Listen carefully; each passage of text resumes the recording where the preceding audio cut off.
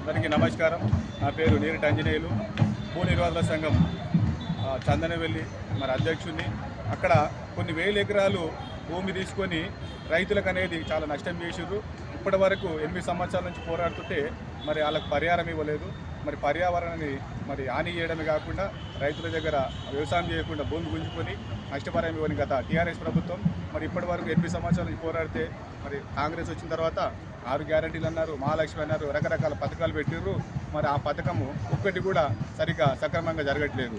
మరి గ్యాస్కు డబ్బులు అన్నారు, అవి ఏమీ లేకుండా ఇప్పుడు హైదరాబాద్ సెంట్రల్ యూనివర్సిటీ ఏదైతే హైదరాబాద్ ఆటిగా నిలిచిందో 2600 ఎకరాలు మరి గ్రీనరీగా ఉంటుంది. అది చదువుల కోసం ఉపయోగపడుతుంది. ఎక్కడెక్కడి నుంచి స్టేటు మరి అన్ని స్టేట్ల నుంచి చదువుకోవడానికి వచ్చిన విద్యార్థులు ఉన్నారు ఇక్కడ.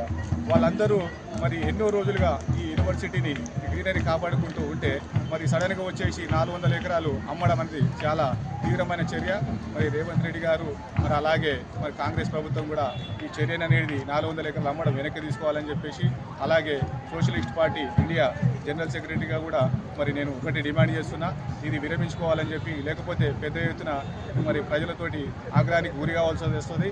అలాగే మరి రైతులకేంది మరి స్టూడెంట్లకు కూడా ఇబ్బంది అవుతుంది. దీనికోసము మాకు సోషలిస్ట్ పార్టీ నేషనల్ కమిటీ కూడా మరి ఇక్కడ రావడానికి మరి రెడీగా ఉన్నారు. దయచేసి రేవంత్ రెడ్డి గారికి మళ్ళొకసారి విన్నపం చేసి మరి ఇదంతా చర్య అనేది మరి వెనక్కి తీసుకోవాలని చెప్పి కోరుతూ నమస్కారం.